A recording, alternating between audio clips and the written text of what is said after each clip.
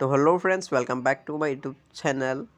তো আজি মই তোমালোকৰ বাবে হায়াৰ ছেকেণ্ডাৰী ফাইনেল ইয়েৰ এক্সামত হ'বলগীয়া 2025 বৰ্ষত আছামিজৰ চিলেবাছখন লৈ আহিছোঁ। কালি মই ইংলিছৰ চিলেবাছখন দিছিলোঁ, গতিকে সেইখন যদি তোমালোকে চোৱা নাই সেইখন চাই ল'বা। আজি মই ডিছকাছ কৰিম আছামিজৰ চিলেবাছখন।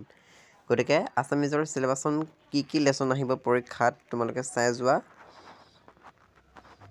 ইউনিট 1ত আছে মোৰ মাতৃমুখ দৰ্শন। ইয়াৰ লেখক হৈছে লক্ষ্মীনাথ বেজবৰুৱা। এই লেচনটো পৰীক্ষাত আহিব।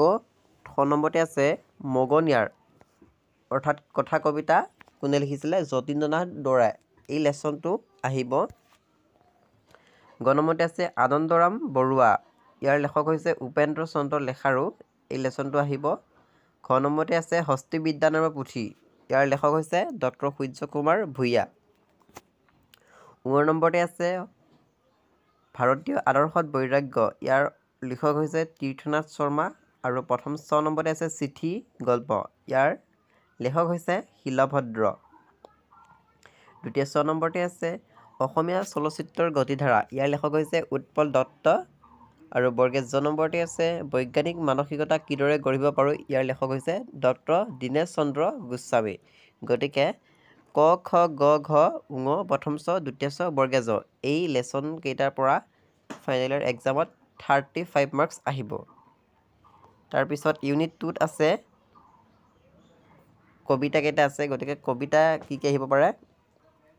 বৰগীত, বিশ্ব খনিকৰ, মিলন, জনতাৰ আহ্বান, কাঠমিস্ত্ৰীৰ ঘৰ, আঘোণৰ কুঁৱলী, উভতি নহাৰ কবিতা আৰু কৰুণতম। গতিকে এইকেইটা হৈছে কবিতা। এই কবিতা কেইটাৰ পৰা 25 মাৰ্কছ আহিব ফাইনেল এক্সামত।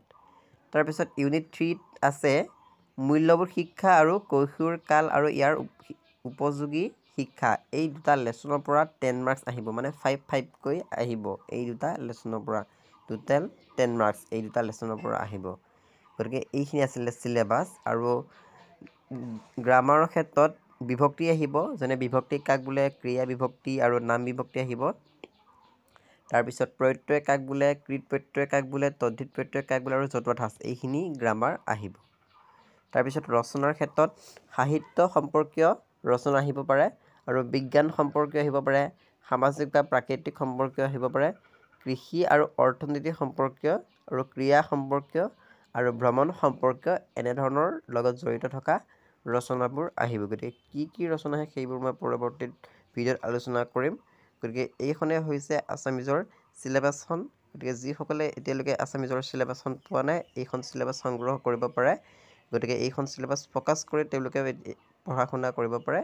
গতিকে আজি মই তোমালোকক আছামিজৰ চিলেবাছত দিবলৈ চেষ্টা কৰিলোঁ। গতিকে যদিহে ভিডিঅ'টোৰ পৰা উপকৃত হৈছা তেনেহ'লে চেনেলটো ছাবস্ক্ৰাইব, লাইক, কমেণ্ট কৰি দিবলৈ নাপাহৰিবা। আৰু যদিহে ভিডিঅ'টো চাই ভাল লাগিছে তেনেহ'লে তোমালোকৰ বন্ধু বান্ধৱীৰ লগত ভিডিঅ'টো শ্বেয়াৰ কৰা আৰু চেনেলটো ছাবস্ক্ৰাইব কৰি ল'বা পৰৱৰ্তী পৰ্যায়ত এনেধৰণৰ ভিডিঅ' পাবলৈ। গতিকে আজিৰ ভিডিঅ'টো ইমানতে সমাপ্ত কৰিলোঁ। ধন্যবাদ।